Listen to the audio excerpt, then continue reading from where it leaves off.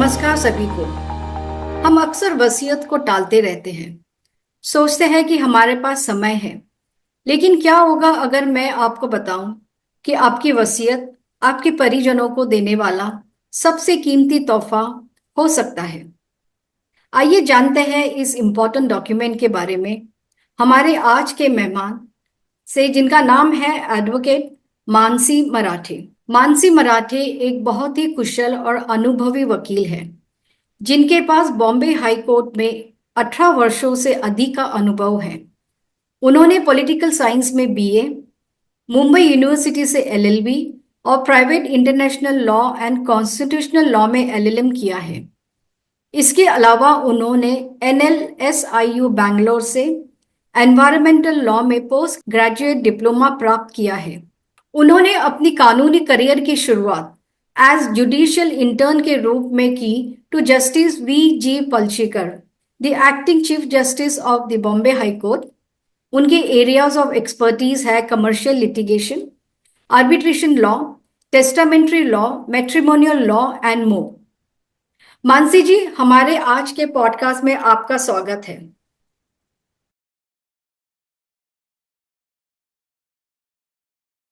मानसी जी, आप जानते हैं कि भारतीय स्त्री शक्ति का जो मंच है खास तौर पर महिलाओं के लिए है।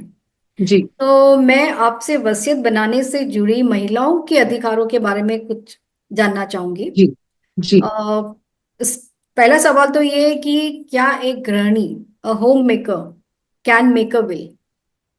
जी बिल्कुल। गृहिणी can definitely make a will. Hmm. अगर उनके नाम, even if she is not earning anything, अगर उनका कोई सैलरीड इनकम नहीं है, हम्म। फिर भी अगर उनके माता पिता ने उनके नाम पे कोई जायदाद खरीदी हो, हम्म। या फिर she is holding along with her husband jointly a जमीन और a flat and an office, then she becomes the owner. तो उनको अधिकार प्राप्त होता है कि वो उनके जो हिस्से में जो जायदाद है और उनका नाम जिस जायदाद पे है, okay. she has the right to make a will of that particular property. Okay, because और ये एक मुझे लगता है कि ये एक पीपल थिंक कि हाउस वाइफ है तो वो क्या, उसने क्या बिल बनाना है, या नहीं, ऐसी बात। इनकम नहीं है तो क्या बिल बनाना है। देखिए, इनकम होना न होना is a very different thing then hmm. आपके नाम पे प्रॉपर्टी होना न होना। ओके। सो अगर आपके नाम पे कोई जायदाद है, तो हम्म। आप ही को अधिकार है कि आप उसके बारे में विल हम्म। बनाएं। Hmm. So even if a housewife is not having a steady salary और income, if she has properties in her name, अगर उनके नाम पे कोई जायदाद है और उसके बारे में, तो आप मतलब वो विल बना ही सकती है। और तिनका तिनका जोड़ के जो उन्होंने चीजें खरीदी होती है, वो तो उनकी निजी संपत्ति है, उनके बारे में वो विल बना सकती है। जैसे कि if she is owning any pieces of art for hmm. Instance, या ठीक। What ever it is, hmm. Silver utensils कहिए, जो भी है, जो उनका हम्म। जो उनकी निजी संपत्ति है, हम्म। या फिर कोई अचल संपत्ति या चल संपत्ति उनके नाम है, हम्म। तो वो सारी जो जायदाद है, संपत्तियां हैं, उनके बारे में विल बनाने का even a house wife has complete right, उनको पूरा अधिकार बनता है। ओके, और सेम थिंग लागू होगा अविवाहित और अनमैरिड वुमेन के लिए, महिलाओं के लिए, जो वो अपनी वसीयत बना सकते हैं? बिल्कुल, बिल्कुल बना सकते हैं। हम्म। अविवाहित होना या विवाहित होना is is not a condition. Okay. It's you just have to have some property in your name. Hmm. Even if you don't have any properties in your name, आपकी जो निजी संपत्ति है, your organs belong to you. Right. अगर वो आप दान करना चाहें, तो हम्म। आपको तो विल बनानी है। You can hmm. mention that. So whether you are married or unmarried, whether you have children or you don't have children, hmm. whether you're a housewife or you're a salaried CEO, doesn't make a difference. As long as you're an adult, आप बालिग हो, आप मानसिक रूप से पूरी तरह स्वस्थ हो, और जब आप बिल बना रहे हो तब आप पूरे होशो आवाज में हो, तो आप अपनी जो संपत्ति है और अपनी जो निजी पर्सनल बिलोंगिंग्स है, आपकी जो जायदाद है जो आपके नाम पे है, आप उनको लेके बिल्कुल बिल बना सकती हो। ओके। दूसरा सवाल इसमें आगे ये है कि तलाकशुदा महिलाएं, डिवोर्स्ड वुमेन, उनको एलिमनी या उनका जो गुजारा भत्ता उनको एज अ एलिमनी उनको मिलता है towards divorce, can that be a part of the will? Yes, very much. The same logic applies. Okay. If you are an adult of sound mind, you can make a will. अभी आपको अगर alimony में, if you are receiving a one-time alimony from your husband as a part of your divorce settlement, that becomes your own property. वो आप ही की जायदाद मानी जाएंगी, आप ही उनकी ओनर होगी, आप ही तो मालिक है, तो आप उसको लेके बिल बना सकते हो। अगर आपको डिवोर्स सेटलमेंट के तहत कुछ अचल संपत्ति मिली हो, again that will be in your name, तो आपको पूरा अधिकार मिलता है कि आप उसके बारे में बिल बनाओ। सो आपने अभी, जब हमने अपनी डिस्कशन स्टार्ट की थी, तब आपने ऑर्गन डोनेशन एंड कुछ मेडिकल थिंग्स के बारे में कहा था कि हम उसको इंक्लूड कर सकते हैं जी, हमारे बिल में। तो आप उसके बारे में थोड़ा विस्तार से समझाइए। I am glad you brought this up. मुझे बहुत खुशी है कि आपने मुझे ये सवाल दोहराया। हम्म। हमने जब बात की कि हम विल में क्या क्या लिख सकते हैं, राइट। तो हाँ। एक बहुत ही महत्वपूर्ण क्लॉज होता है हम्म। आपके मेडिकल ट्रीटमेंट के बारे में। सो अगर उदाहरण के तौर पे ले तो अगर मुझे अगर ऐसा लगे कि अगर मैं कोमा में चली जाती हूँ, या फिर मैं ब्रेन डेड हो जाती हूँ, हम्म। या फिर मुझे वेंटिलेटर के सपोर्ट की जरूरत पड़ती है, तो हम्म। मुझे ऐसी जिंदगी नहीं जीनी। हम्म। मुझे शांति से उस पार चले जाने दीजिएगा। हम्म। अगर दिस इज माई विश, तो मैं ये बात, जब मैं कोमा में हूँ, जब मैं बोलने की भी आई कांट इवन स्पीक, तब हम्म। मैं ये communication I can't make it to my near and dear ones, मेरे बच्चों को या मेरे पति को, मैं ये सब चीजें कोमा में तो जब हूँ तब नहीं बता सकती, या राइट। फिर जब मैं वेंटिलेटर पे हूँ, जब if I am brain dead. So what you can do is, आप क्या कर सकती हो, इफ यू वांट कि अगर मैं सर्टन कोमाटोज फिजिकल कंडीशन में चली गई तो मुझे ऐसा नहीं रखो आप, मुझे शांति से जाने दो। हम्म। अगर ऐसा है, अगर ऐसी आपकी मर्जी है, तो हम्म। आप इसको लेके विल में निर्देश दे सकती हो that if I go into coma, if I become brain dead, please don't revive me, मुझे वापस लाने की कोशिश मत कीजिएगा, मुझे शांति से जाने दीजिएगा। इस क्लॉज को लिविंग विल कहते हैं। ओके। जनरली वसीयतनामा को एग्जीक्यूट कब करते हैं, जब करने वाले, जो विल करने बनाने वाले की मृत्यु होती है, उसके हाँ। बाद उसका एग्जीक्यूशन होता है। This is called a living will. जो टेस्टेटर, जो विल बनाने वाला है, जो व्यक्ति है, वो अभी भी जिंदा है, and still you are honouring the wishes which are written and expressed in his will.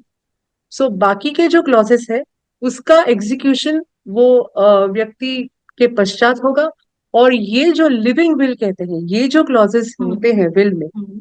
उनका एग्जीक्यूशन आदमी जब जिंदा है तब भी हो सकता है, इसलिए उसको लिविंग विल कहा जाता ओके, आई एम श्योर ये लिविंग विल के बारे में जो आपने अभी इंफॉर्मेशन दी है, दैट्स वेरी इंपॉर्टेंट, बिकॉज हो सकता है कि काफी लोगों को ये पता ना हो कि लिविंग विल इज ऑल्सो, सब वसीयत बोले तो सब वही प्रॉपर्टीज और पैसे और इसकी करते हैं, बट लिविंग विल का जो आपने अभी इंफॉर्मेशन शेयर किया, it's very important and very useful, I am sure. अच्छा, एक बार अच्छी वसीयत तैयार करना है, ओके, तो है। उसके लिए आप क्या सुझाव देंगे ताकि जब वो एग्जीक्यूशन हो तो वो प्रोसेस एकदम स्मूथली हो? सो जैसे हमने कहा, आप कंप्लीट विल बनाइए, आप हम्म। कोई भी डिटेल्स लिखना मत भूलिए, हम्म। जैसे आपका संपूर्ण नाम या पता या तारीख डालना मत भूलिए, पूरी सिग्नेचर्स करना मत भूलिए, एक मेडिकल सर्टिफिकेट सर्टिफाइंग कि आप विल बनाने की काबिलियत रखते हो, दो विटनेसेस, इंडिपेंडेंट विटनेसेस को लीजिएगा। और एक आध दो चीजें जो है, वो it's not only regarding the will, बाकी की जो चीजें हैं which are ancillary to the will, वो भी आप करना मत भूलिए। जैसे हमने कहा कि अगर किसी को अंग दान करना है, ऑर्गन डोनेशन, तो you have to register yourself with the government as a organ donor. तो हम्म। उसका जो कार्ड रहता है वो आप विल के समेत जोड़ो, then the execution will be easy. You know, right. The heirs who are left behind, उनको ढूंढना ना पड़े कि वो कार्ड कहाँ गया, और उनको पता है कि अगर ये बिल में लिखा है अंगदान के बारे में, तो it has to be done within a certain number of hours. तो आप उनको बताएं कि ये मैंने ऐसा लिखा है और उसका जो कार्ड है वो मेरे बिल के समेत जोड़ा है, तो एग्जीक्यूशन में बड़ी आसानी रहेगी। और so also have immense clarity of thought in your mind when you have that clarity, when you're very clear in your mind what is to be done, hmm, it should also get reflected. It will get reflected in your will. Or be very specific. Be succinct, but be very specific while you're writing a will. जैसे कि अगर मैं उदाहरण देना चाहूँ तो अगर किसी ने लिखा कि मुझे मेरी जो भतीजी है रज्जू, बड़ी बड़ी लगाव है, मुझे उससे बड़ा लगाव है, तब हम्म, मैं उसको मेरे एफडीज के पैसे हैं उसमें से कुछ हिस्सा देना चाहूंगी, और जो शेयर्स है मेरे डीमैट अकाउंट में वो भी मुझे उनको देने हैं।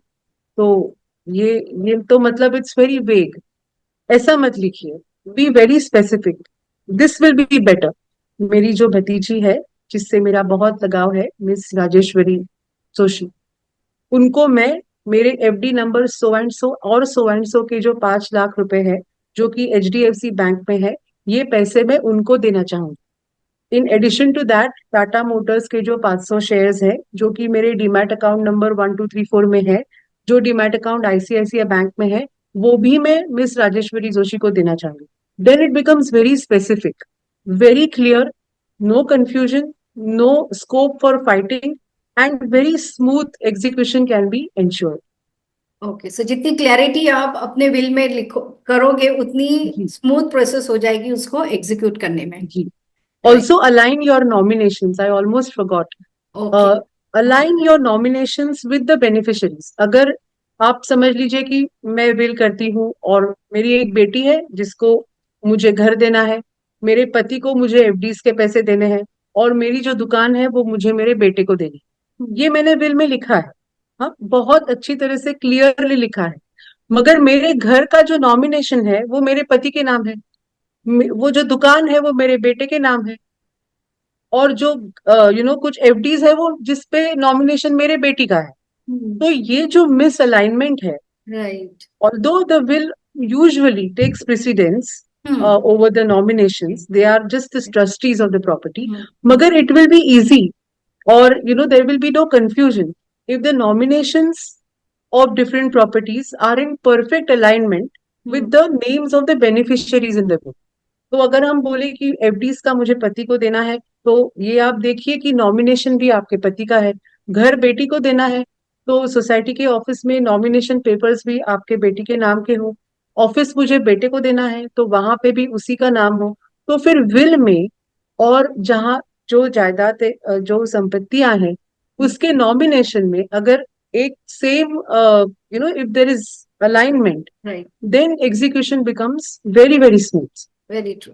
सही कहा आपने कि ये सब तो विल बनाते वक्त ये सब चीजें हमको बिल्कुल ध्यान में रखना है कि जो जी। नॉमिनी है उन्हीं को हम अपने विल में उनका ही नाम तो या उनकी और आप बेनिफिट। विल की नॉमिनेशन आप चेंज कर सकते हो, ओके। विल भी चेंज कर सकते हो। So just take some time off, आप पहले अच्छे से सोचो कि आपको करना क्या है। Have clarity of thought in your mind first, hmm. Hmm. तो वो फिर कागज पे उतर आएगा। Okay.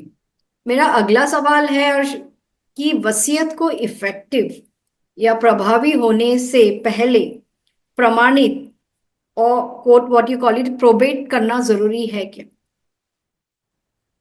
That depends. It's a very territorial specific question. Hmm. If you are making a will of an immovable property, hmm. अचलित property अगर बॉम्बे में है और आप विल बना रहे हो यहाँ, तो then every will has to be probated. उसको हम्म। प्रमाणित करना चाहिए हाई कोर्ट ने, उसके बाद उसका एग्जीक्यूशन होगा। Same law is applicable for Calcutta and Madras.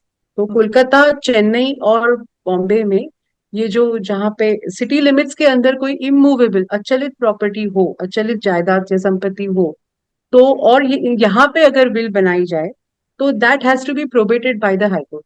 But it is not the case in Pune या नासिक या Thane in Delhi, that they are different districts. So then you just have to show the copy of the will and you can execute it. Okay, It's so not applicable. आगे ये सवाल है मेरा कि इन a situation अगर किसी की डेथ हो जाती है और उन्होंने जी अपना विल नहीं बनाया है, जी। So what happens in such situation? तो अगर किसी ने विल बनाया नहीं है और उनकी डेथ हो जाती है, तो depending on which religion that person belongs, hmm. वो रिलीजन के मुताबिक उनका जो विल का, उनके जो प्रॉपर्टीज का डिस्ट्रीब्यूशन है वो हो जाता है। तो समझिए कि आप अगर हिंदू हो और आपने वसीयतनामा नहीं बनाया हो, तो आपका, आपकी जो संपत्तियां हैं, आपकी जो जायदाद है, वो सारी की सारी जो हिंदू सक्सेशन एक्ट के तहत आपके एयर्स को, यानी कि आपके जो बच्चे या पति या बाकी के जो रिश्तेदार हैं, उन्हीं को मिलेगी इक्वल प्रोपोर्शन में। ओके। सो आपने एग्जाम्पल हिंदू रिलीजन का दिया था, उसी तरह से अदर रिलीजन जो हो अलग अलग। उनका भी अपना अपना लीगल लॉ है, उस हिसाब से फिर संपत्ति के बंटवारा हो जाता है। जी। मगर फिर सवाल ये उठता है कि अगर बिना कुछ किए, बिना कुछ, इतनी मेहनत फिर क्यों करे? अगर हम्म। आपने कुछ भी नहीं किया, अगर आपने आपकी वसीयत नहीं बनाई, तो और वैसे भी अगर हिंदू सक्सेशन एक्ट है, इफ यू आर हिंदू, तो उसके तहत अगर आपकी जो जायदाद है, जो आपकी निजी संपत्ति है, उसका जो विभाजन है वो आपके बाल बच्चों में तो वैसे भी होना है। तो फिर विल बनाने की इतनी मेहनत क्यों ले? इतनी हम्म। जरूरत क्यों है? Why people say that right. You, हाँ। It is better that you make a will. Hmm. तो सबसे बड़ी बात तो ये है कि अगर will is completely a creation of law. आपको, अगर आप हिंदू हो, तो हिंदू सक्सेशन एक्ट के तहत, whether it is a male, whether it is a female, आपको विल बनाने की राइट ही नहीं है। आपको अधिकार ही नहीं है कि आप विल बनाओ। वो अधिकार जो आपको प्राप्त होता है वो आपको इंडियन सक्सेशन एक्ट के तहत प्राप्त होता है। तो अगर, मगर देखिए, हिंदू सक्सेशन एक्ट जो है वो करोड़ों लोगों के लिए बनाया जाता है। हम्म। विल जो आप बनाएंगी वो आप अपने हिसाब से, अपने मर्जी के मुताबिक, अपने जो सिचुएशंस है उसके हिसाब से आप विल बनाएंगी, which will be very personalised, which will be very individualised. तो अगर आपको सभी को इक्वल प्रोपोर्शन में कुछ नहीं देना हो, तो फिर you don't have to rely on the Hindu succession act. तो फिर आपको विल बनानी पड़ेगी। तो जैसे कि आपको कुछ दान करना हो, जैसे अंग दान, या फिर अगर मैं चाहूँ कि मेरे पास काफी सारी जायदाद है, my children are well settled, और मेरे जो घर है उसमें मैं चाहती हूँ कि मेरे घर में स्कूल बने, तो फिर इफ आई एम सेइंग कि मेरे घर में ये स्कूल बने, I want to donate it to an organisation which will open a school, तो मैं फिर वो हिंदू सक्सेशन एक्ट के हिसाब से वो नहीं होगा। राइट। फिर मैं मुझे विल ही बनानी पड़ेगी। अगर मुझे कम ज्यादा देना हो किसी को, अगर मुझे किसी, मुझे तो दिखाई दे रहा है कि मेरी जो चार बेटियां हैं, एक थोड़ी सी कम है, कुछ फाइनेंशियल क्राइसिस है, तो मैं अगर उसको ज्यादा कुछ देना चाहती हूँ, तो मैं विल के तहत दे सकती हूँ।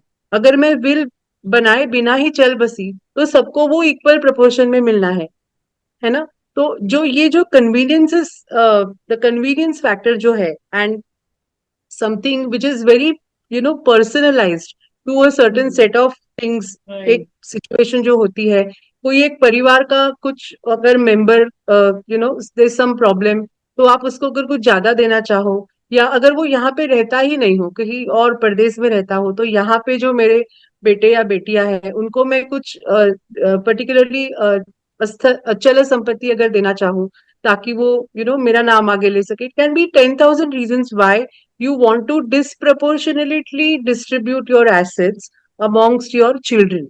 तो अगर ये करना हो, तो आपको विल बनानी ही पड़ेगी, क्योंकि Hindu succession act will not allow equal inequal distribution of property. तो that okay. Is the reason why you have to make a will. Okay. So at the end of the day will जो है वो एक personal आपकी जो इच्छा होती है वो हो जाता है। दूसरा ये है, एंड आई थिंक इसीलिए उसको इच्छा पत्र भी कहते हैं, कि आपकी जो जी पर्सनल बिल्कुल। इच्छा है आप अपने विल में रखिए। अदरवाइज जो रिलीजन के हिसाब से जो लॉ है उसके हिसाब से आपका जाए बंटवारा जी। होगा संपत्ति का। जी। राइट। जी। ओके। आपकी निजी इच्छा के अनुरूप, हाँ। अगर आपको आपके बाद आपकी निजी संपत्ति और जायदाद आपके लोगों में बांटनी है, हम्म। तो फिर विल ही उसका सही विकल्प है, राइट। ना कि ओके। Hindu succession act. हाँ जी, हाँ जी। Okay, okay. आखिर में मैं यही कहना चाहूंगी कि वसीयत एक जरूरी साधन है जो हमें अपनी इच्छाओं को भविष्य के लिए लिखने का मौका देता है। इससे हमें मानसिक शांति मिलती है और हमारी संपत्ति और हमारे प्रियजन सुरक्षित रहते हैं जब हम नहीं होते हैं। हमारे साथ इस चर्चा में जुड़ने के लिए धन्यवाद। और हमें आशा है कि आज के पॉडकास्ट से आपको विल की महत्व की जानकारी मिली होगी। मानसी जी, आज के पॉडकास्ट में जुड़ने के लिए आपका बहुत बहुत धन्यवाद। जी बहुत बहुत धन्यवाद आपका भी मुझे ये अवसर देने के लिए। Thank you. Thank you.